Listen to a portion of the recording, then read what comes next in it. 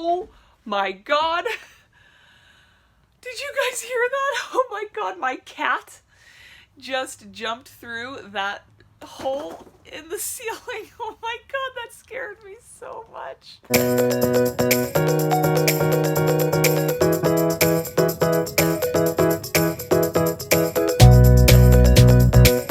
Hey everybody, welcome back to my channel and welcome to my greenhouse.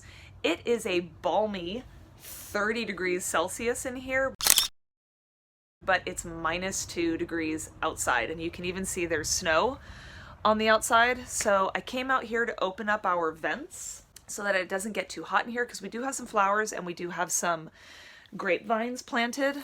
The rest of these beds were waiting a little bit longer. So where I left off in my last fitness update, I was around week 10 or 11 in my reverse diet.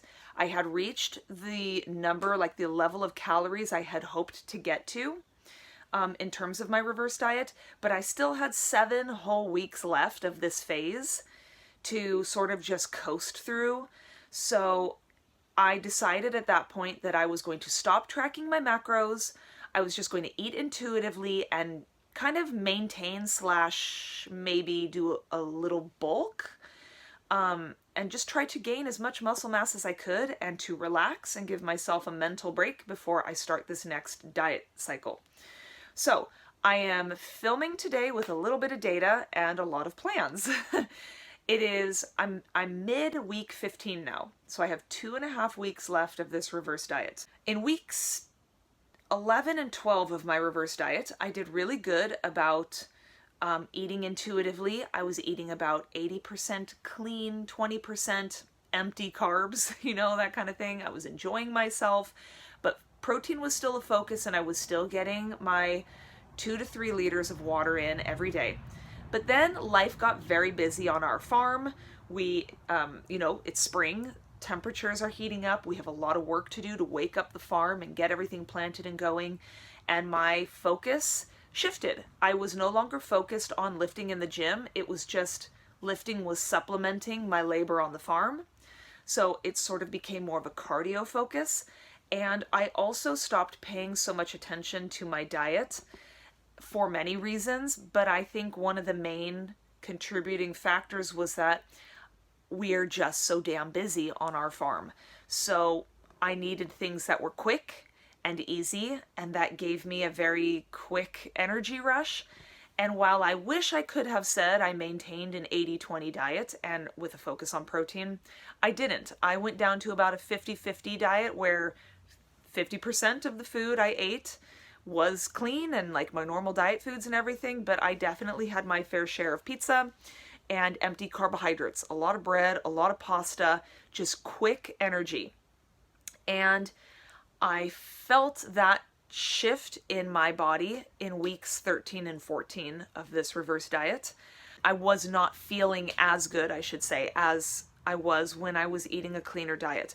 I don't know if that's the effect of food on my mental state, or if it's just my awareness of the fact that I was putting aside healthy habits that I really loved and made me feel good about myself. And maybe it was causing me some anxiety about like, oh God, what am I doing to my body? You know, I had not been weighing myself throughout those weeks. I was just going with the flow. But at the end of week 14, I did weigh myself. And in those 4 weeks, I essentially appeared to have put on 2 additional kilos. So at week 10 of my reverse diet, I was maintaining at about 1.5 to 2 kilo weight gain. And then 4 weeks later, I was up an additional 2 kilo, which took my breath away a little, I'm not gonna lie. But the good thing about it is that it made me realize I need to get a battle plan, and I need to implement it now so that, number one, I don't dig too big of a hole for myself before I go into my next diet. But number two, it probably would be a good idea to just start slowly reintroducing those healthy habits so that my diet is more successful and is much easier to transition into.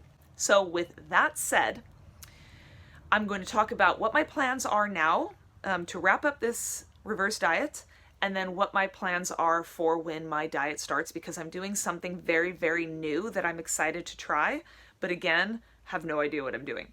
So In week 15, which is the week I'm in right now of this reverse diet, every day I have made it a point to make sure I get my 2 liters of water in every day. I make sure that at every meal I have a lean protein focus, and that I make sure I get 1 protein shake in every day.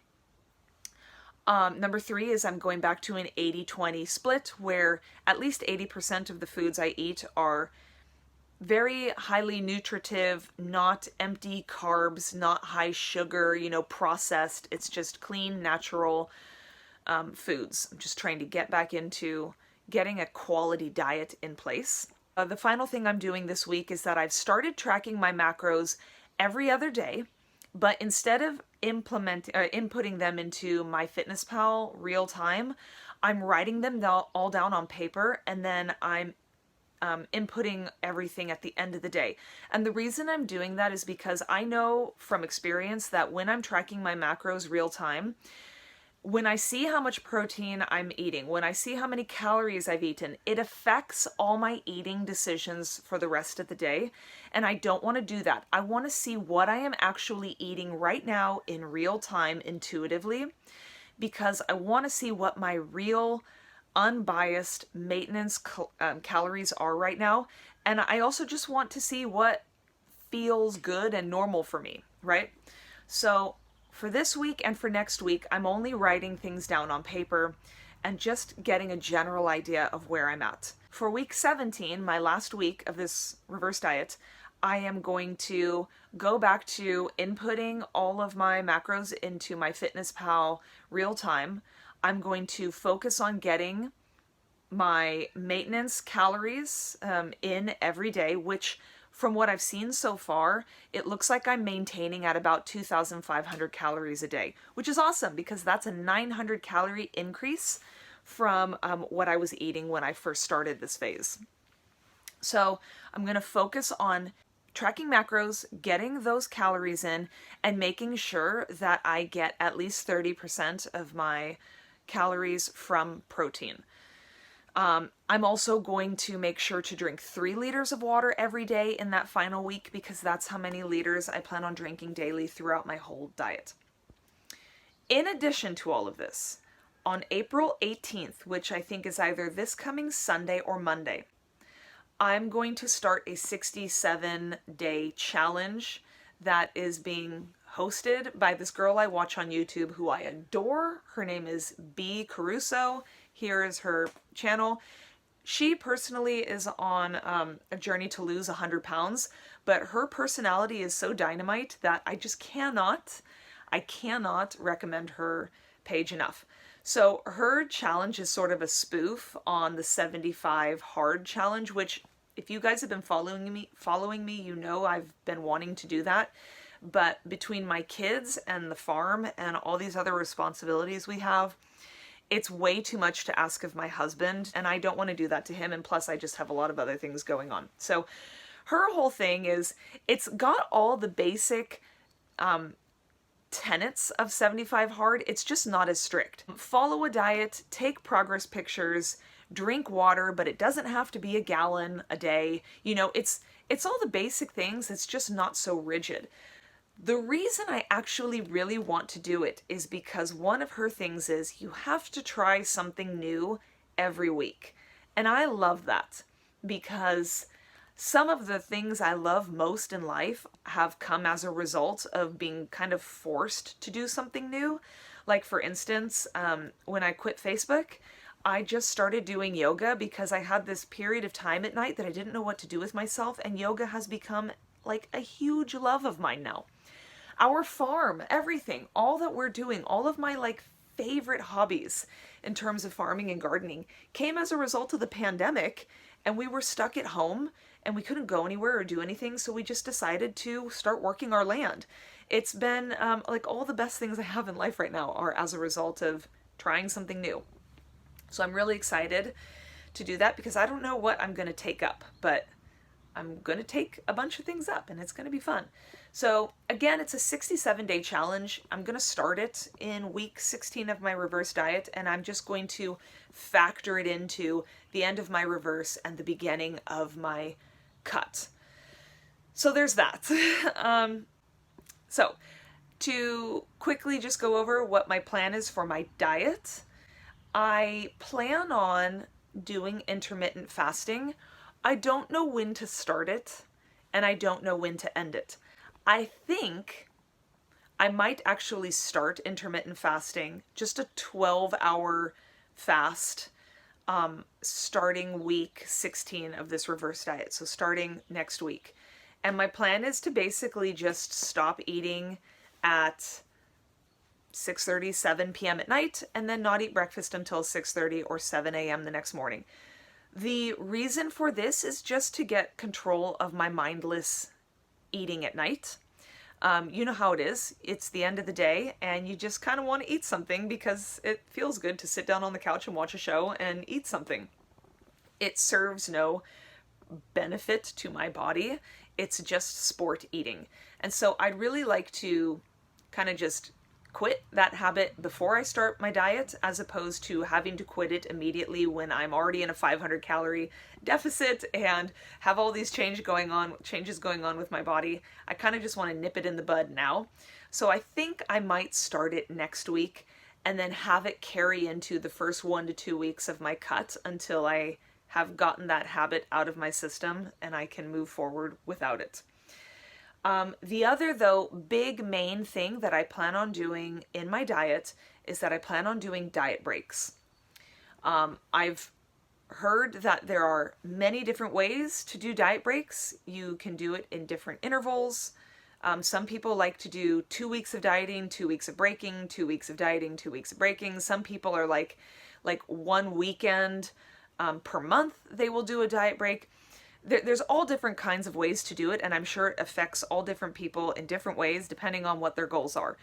But essentially, the premise is that at regular intervals, you stop dieting and you go up to your maintenance calories, and you do it regularly throughout your diet so that your metabolism is not in a constant state of caloric deficit, because that's just going to promote metabolic adaptation that much more. So the hope is that you maintain a more elevated metabolic rate, which will help you not only in your dieting purposes, like you're not going to have to continue to increase cardio so much or cut calories so much as your diet progresses to maintain your caloric deficit, but also if you're able to maintain your metabolic rate a little bit more and not adapt it downwards so much throughout the course of your diet, you also are not going to have to do so much recovery after your diet. It's going to be much easier to pop up to a comfortable caloric maintenance. You're not going to have so much legwork to do in terms of reverse dieting and things like that. My goal is to do a 16-week diet and at the end of it not have to do any kind of crazy reverse. Like maybe over the course of 4 weeks, bump up to what my caloric maintenance is, and then hang out there for a little bit, and then start the next phase of my fitness journey, whatever that is. So my way of implementing this is that, and I got this idea from the Misfit and Nerdy channel here on YouTube. This was just one of the things she recommended that women in particular try. She said that for the week of your period, so basically like for the week either leading up to your period or straddling your period, or maybe the week of your period, let that be the week that you take a diet break and you go up to maintenance. So essentially it would be 3 weeks of dieting and then 1 week of diet break. And that diet break would be somewhere around your menstruation, where you're already tired, you're already craving foods, you're already kind of low on energy and feeling crappy. Give yourself those extra calories, and then after that week, go back to diet. So that's what I'm going to do. I have 3.5 week menstrual cycles.